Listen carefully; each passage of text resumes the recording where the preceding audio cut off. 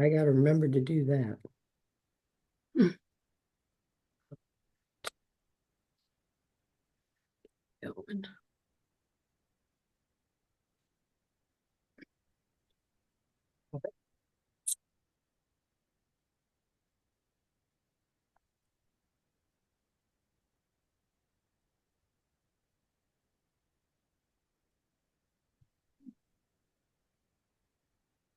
Yeah.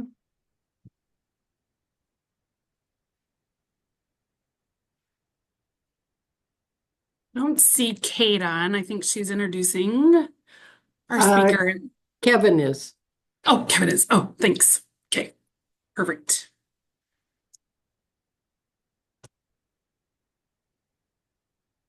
Can you And guys hear me okay? yes, Some background noise. Sorry about that. Well, good afternoon, everyone.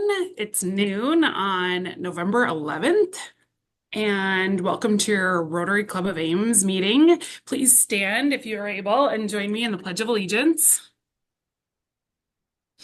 I pledge allegiance to the flag of the United States of America and to the republic for which it stands, one nation, under God, indivisible, with liberty and justice for all. Is there anyone, does anyone know of anyone that could use extra Rotary thoughts and prayers? Okay, we'll just take a quick moment of silence.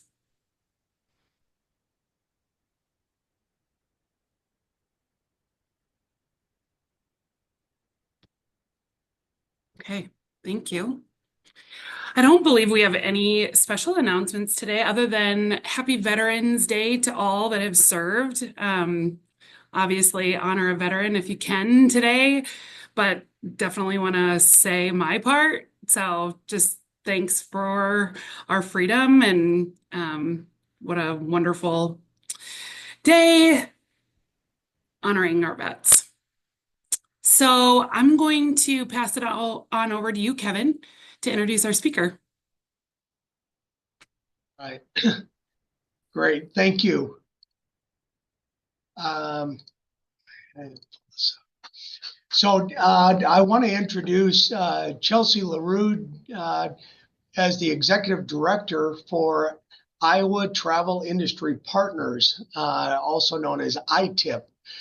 Chelsea began as interim director of ITIP in August of 21 and was named the executive director in April of 22. Previously, she served as the executive director of the Greater Burlington Convention and Visitors Bureau for 7 years. She holds a Master of Arts in Leisure, Youth, and Human Services from the University of Northern Iowa. Chelsea is extremely passionate about Iowa's tourism industry and is excited to help take the industry to the next level. In her free time, Chelsea and her family enjoy exploring all of Iowa's gems. Chelsea, thank you for joining us today. Thanks, Kevin. Can you guys see my screen? It started to share it while Kevin was talking. Okay, perfect. So thanks for having me today. Thanks, Kevin, for the invite and for Ames Rotary for listening to what we have to share.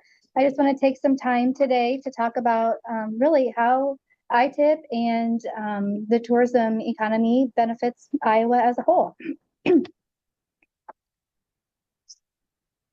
Make sure, there we go. Get my screen to advance there. So we're really excited. The State Tourism Office recently released the new economic impact data. These numbers are always about a year behind just on how really hotel motel tax is collected, sales tax is collected. So we're looking at 2023 data, and total economic impact of tourism in Iowa is $10.9 billion. And for the very first time, tourism visitor spending surpassed $7 billion in 2023. So that's really exciting. We know the visitor spending does equate to almost $20 million a day for visitors while they're here in the state. And these visitors support over 70,000 jobs, which is 5.4% of all jobs in the state. And those jobs that they're supporting does generate over 2.5 billion in labor income, and there are over 9 industries within the state that where visitor activity supports over 135 million in personal income.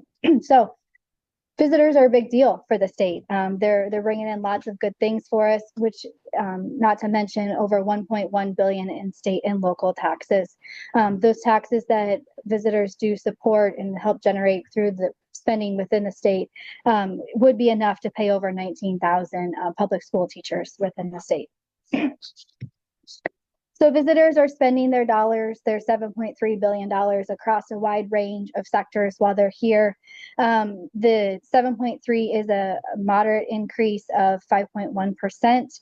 That is due to increase in demand and price growth.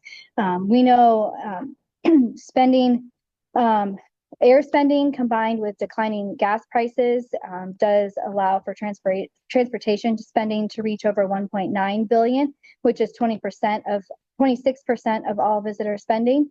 Among the spending categories, food and beverages saw the strongest growth of 9.6% growth, reaching 1.7 billion. And lodging spending does include the value of second homes that someone might have here in the state. That does equate to over 19% of visitor spending. Recreation and entertainment spending equates over 1.2 billion, and retail spending did reach record highs of nearly 1.2 billion in 2023. So we know visitors are spending dollars here, but they're also impacting us as residents here in the state and supporting what we love here to be residents of our local amenities. So I will ask for a little engagement. Does anybody have a guess on how much tax you as an Iowan would need to pay if there were no tourism dollars? How much more tax you would need to pay? All right, I'll share it with you. $857. If there was no visitor economy within the state, every Iowan, every household would need to pay an additional $857. So visitors coming to our state are a good thing. They're helping save dollars in your checkbook and support where you want to spend your dollars for your household. So we'll get into now a little bit about ITIP, who ITIP is. Back in 2015, the tourism industry set out to do a sector plan, essentially a strategic plan for the industry.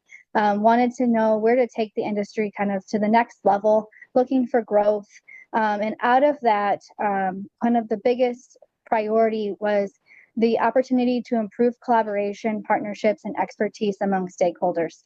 Iowa's tourism industry used to be very siloed and segmented, a different association group for kind of every niche and focus group, and wasn't a lot of collaboration across those different silos. And so we wanted to improve that. And really then kind of a sub goal of that improved collaboration was to create a statewide private sector organization to foster collaboration and partnerships, encourage innovation, and advocate on behalf of the industry. And so from 2015 to 2021, a group of industry stakeholders really developed a task force to kind of help build what we know as today as ITIP. And the goal of that was to develop an association by the industry for the industry.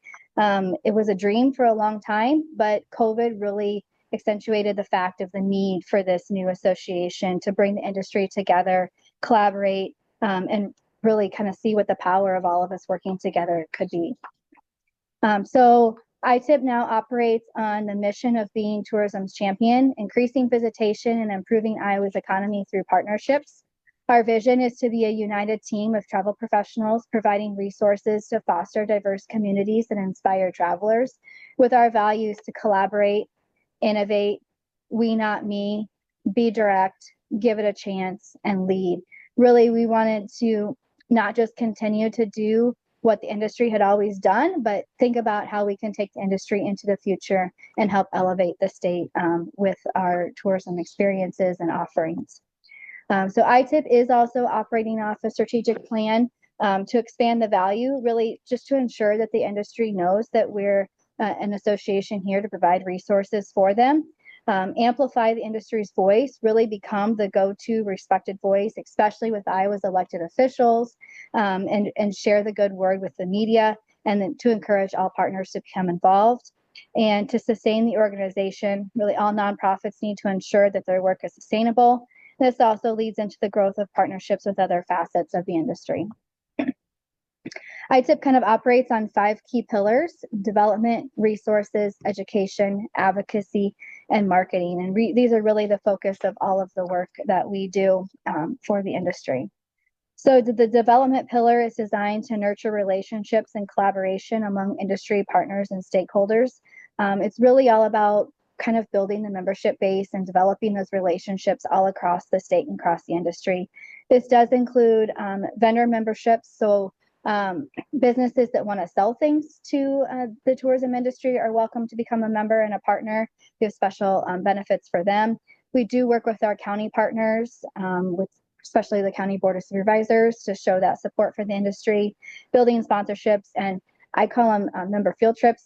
Some of my most favorite days to get out in the industry and see what the members are up to. And I'm really proud to share that the association, even though we are still kind of new, has experienced 20% year-over-year growth the last few years.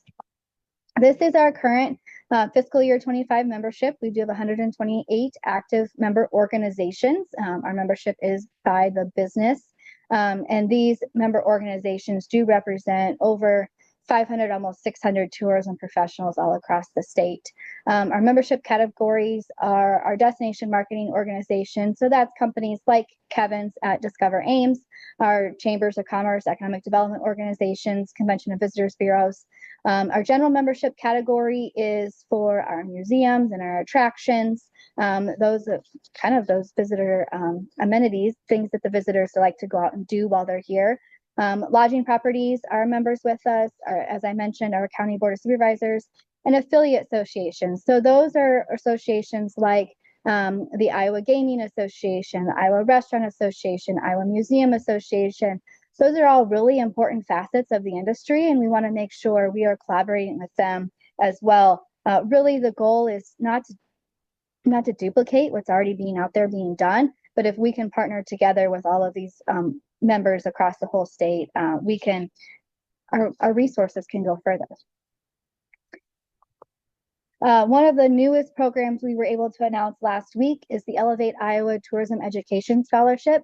Really proud to do this in partnership with the Iowa Tourism Office. They've helped supply the funding to make this program possible. But our goal is to distribute $40,000 to industry partners to get them out to regional and national level professional development conferences.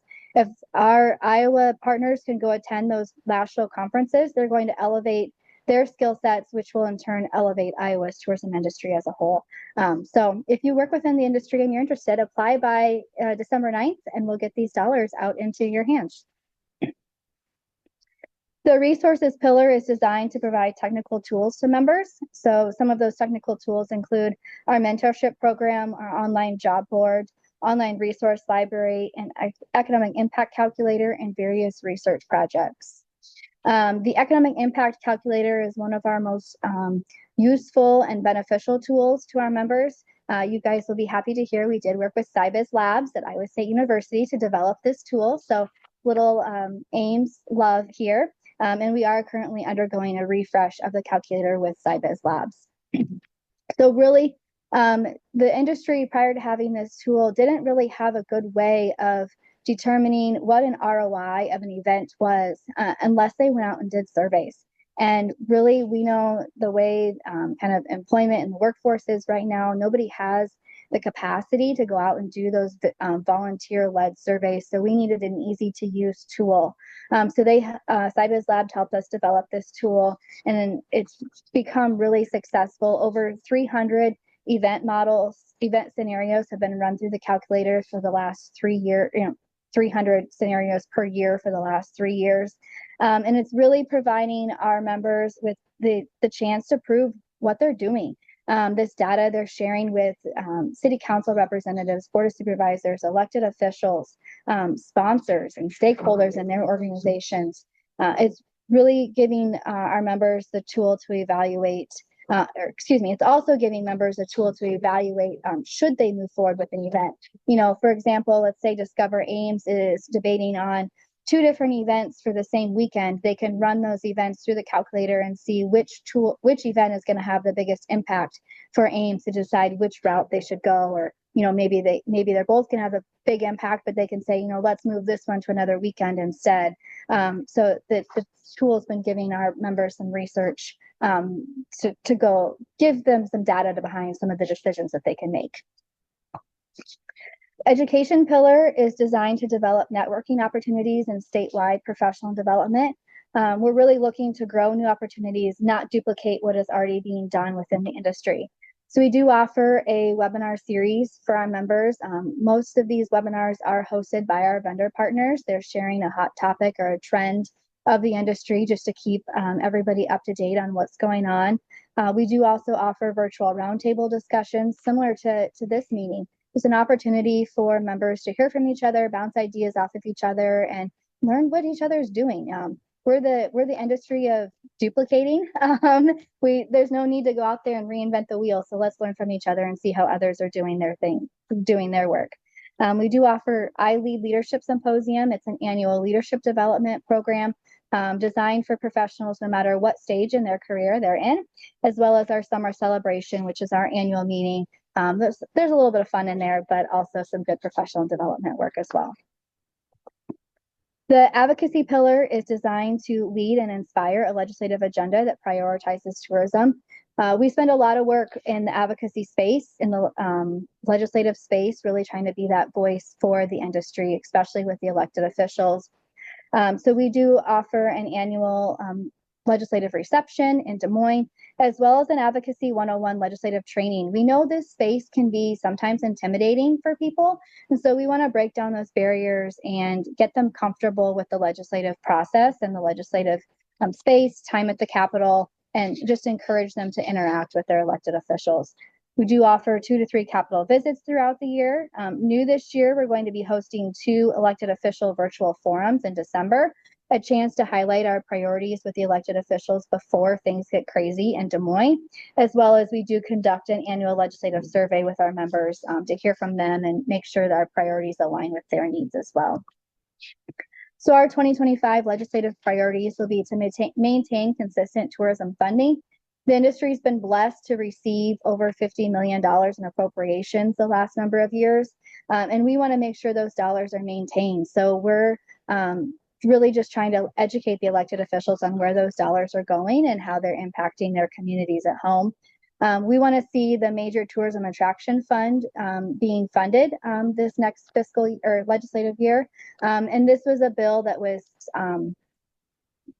released last year, and we want to see it cross the finish line. These dollars would help our destinations become more competitive with bringing in national events to the state. We want to maintain Iowa's summer tourism season. Really, we want to protect the current school start date of August 23rd to make sure we can have the longest visitor season possible here for the state, which in turn brings in those tax dollars that benefits our residents as well. And then promote tourism through user-funded enhancements. Really, these are self-sustaining user fees. So one of the avenues we're looking at this is called a tourism improvement district, or a TID, and is an additional assessment on hotel room nights, which then those dollars generated are used to attract more visitors to the hotel rooms. This is an example of how we help educate the elected officials on where that $50 million dollars are going. We track all of the state grant funds, so like Destination Iowa, tourism marketing grants, CAT, Community Attraction and Tourism, Sports Tourism Fund, based on the 5 tourism areas. A number of years ago, the State Tourism Office divided the state into 5 tourism areas. So Ames does fall in Capital Country. So there was over $21 million distributed to Capital Country in fiscal years 23 and 24. So by putting these one-sheeters together and sharing them with the elected officials, we're hoping that they can understand how the dollars are impacting their specific district. Perhaps a project that they're passionate about or an organization that they're involved with has received some dollars, and they understand the values that those dollars have had on their local home, which then encourages them to maintain those dollars in the state budget. The marketing pillar is designed to share iTip's story and promote the niche markets. For us, the niche markets are group tours, sporting events, and meetings and conventions. This is another project we've been lucky enough to partner with the Travel Iowa, the state tourism office, on. Iowa had not done a good job at putting itself out in the national spotlight with recruiting. I'm going to call it the business travel to the state. The state tourism office does a fantastic job at recruiting leisure travel, and our destination partners do a great job at recruiting the business side. But there's something about doing it as a statewide effort and showcasing the entire state to these planners and letting them know that we're here and we're open for business. So we've been able to put them out on the national spotlight there. So I'm going to in fiscal year 24, we were able to release a couple videos that highlight kind of the offerings that we have in the state. This video specific is our group travel videos. I'm going to show you the 30-second segment. We use these videos to play in the trade show booths and on our website just to help inspire the planners with considering Iowa as their next destination.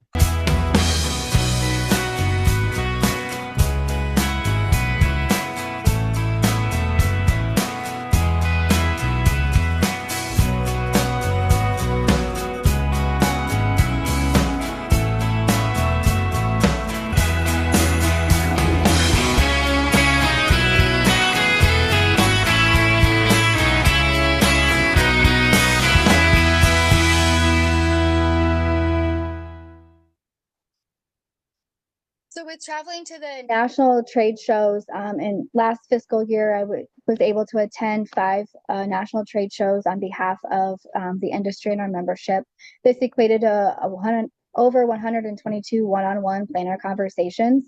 These shows kind of the bread and butter of them is to have those one-on-one conversations with the planners, get to know them, get to understand what it is that they're looking for in a host, and where can Iowa support them in those host efforts. This exposed Iowa to over 1,600 planners and led to over 160 leads being sent to our membership. So really, I'm able to kind of then come home from a show, share these leads with our members, and they can follow up and recruit them and book them to their community if it's a great fit. One thing, I hope you all know that the Rice Krispie treat was invented by an Iowan at Iowa State University. So that tends to be our hook a lot at the trade shows. And last year we were able to give away over 1,000 Rice Krispies and share that little fun fact with planners as they walk by our booth. The other way we help promote the niche markets is through the creation of specialty niche magazines. So we have an Iowa meeting guide, an Iowa group travel guide, and an Iowa sports guide, which is a segment within the sports planning guide, and also starting to dabble a little bit in the student travel market. Really, the whole point of this work is just to make sure planners know that Iowa is open and willing to host their events, host them in our state. If we don't talk about our offerings and that we're willing to host them, they're not going to consider the state because they don't know that we're here. So we just need to continue to talk about how we can bring them to our state. And that's the same with the student travel market. Iowa is not a first thought of destination for students to hop on a motor coach and go visit, but when you look at our attractions deep down, we have so many amazing historical, educational opportunities, agricultural opportunities, getting into seeing our manufacturers. The students can really have a fun and educational experience here within the state. We also released a sports market analysis. We hired a consultant to really take a deep dive look into where are we at with our current sports market industry. Sports really kind of kept the state open during COVID. So how can we continue to capitalize on that momentum? And then where can we look at for the future? And some of the key, goals that came out of that is to spend some time focusing on our soft sports. Iowa is a haven for outdoor recreation enthusiasts. So if we can recruit hiking and canoeing and kayaking and capitalize on some of those natural assets that we already have here, that'll attract a lot of visitors to the state as well. Not every community across the state has a 16 diamond baseball softball complex. They can't all support that infrastructure. Plus, we don't want to oversaturate the market. So that's the soft sports is one way we can diversify. Also, if anyone is a developer, we need some pickleball courts so we can host some national pickleball tournaments. So that those are kind of some of the top two takeaways that came out of this study. The state will now be using this data to kind of help drive some of their grant funding conversations and how they want to fund different projects across the state.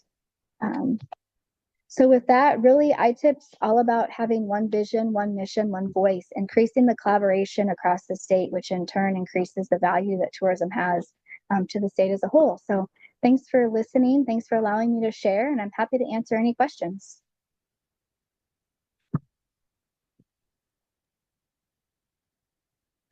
Chelsea, do you want to elaborate a little bit more on when you talked about advocacy about the school start date?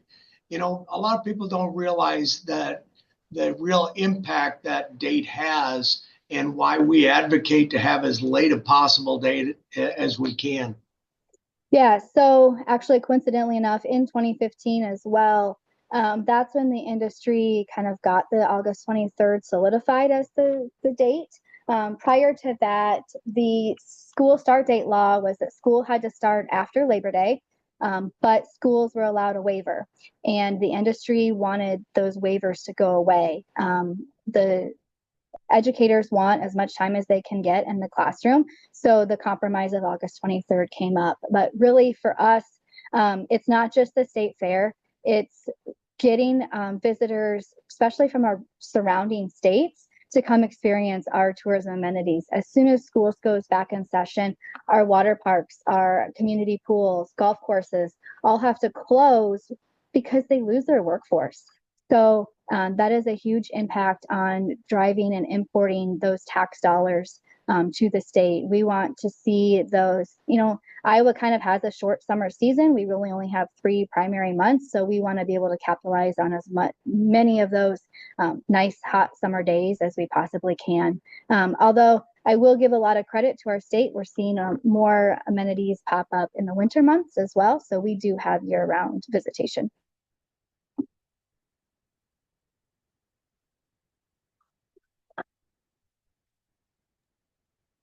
Chelsea, can you see the chat? Yes, I was just pulling it up. State of Iowa membership map shows significantly fewer members in the western half. Is that a concern?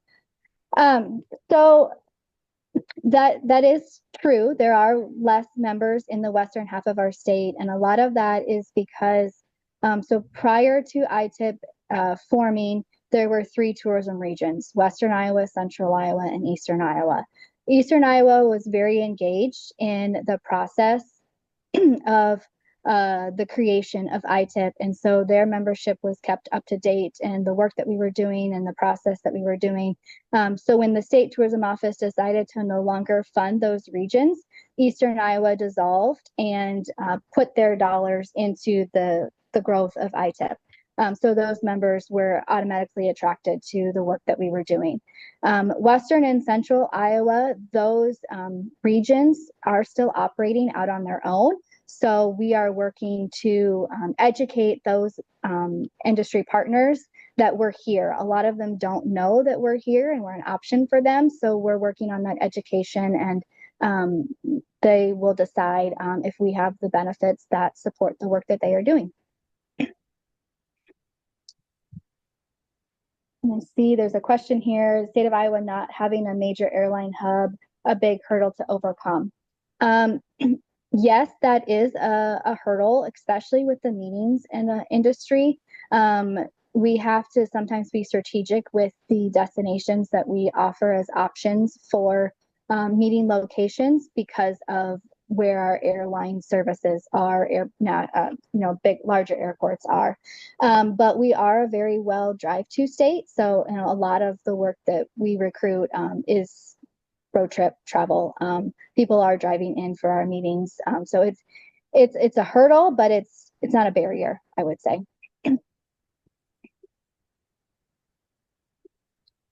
And then I guess, Kent, can you describe a little bit more on what you mean by involvement with NCAA basketball and conference championships? What's the question there? Well, I know that we're getting the NCAA men's, I think, in 2 years in Des Moines. Mhm. Are you involved in that recruiting? How do you see that? Obviously, a phenomenal impact in the area and exposure. And I think the Big 12 is hosting the NCAA cross country event, or at least the Big 12 is sponsoring the NCAA Big 12 championship in a couple of years. So I don't know. How do you work with those different entities and conferences? Yeah, so I do have an opportunity to connect with NCAA and NJCAA, the National Junior College Association, excuse me, and NAIA at the large national sports trade show that we go to.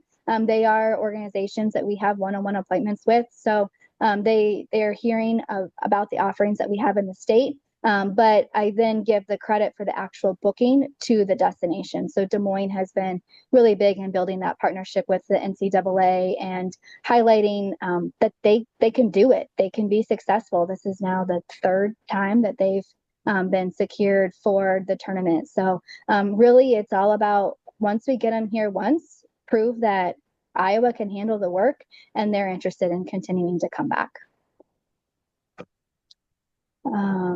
And then Jamie had a question on here. How do you get your data and keep local Iowans spending across the state separated from out-of-state dollars? So the economic impact data that I shared at the beginning of the presentation comes from the State Tourism Office. They conduct that study every year with Tourism Economics. They are a national research firm in this space. The other tool that the State Tourism Office uses is Arrival List. It's going to sound stalkerish, but it tracks your cell phone GPS data. And so that tool is really helping to determine where visitors are coming from. You're only tracked in the data if you're coming from more than 50 miles away from home and you're staying for 2 hours. So a lot of partners are using that tool to help determine where their marketing efforts go. And then the Arrival List does help determine the locals from non-local categories as well.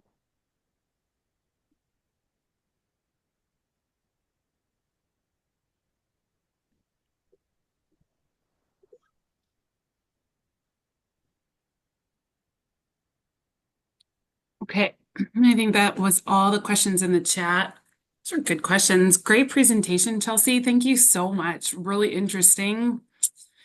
Thanks for Always having me. wonderful to learn. Yeah, thanks again for joining us. I believe we're ready to wrap the meeting. Geez, we went nice and brief today. Everybody gets a half hour back to their day after a great presentation, so use it well. Please join me in the four-way test of the things we think, say, or do. Is it the truth? Is it fair to all concerned? Will it build goodwill and better friendships? Will it be beneficial to all concerned? Thank you all. Have a great day. Enjoy your week.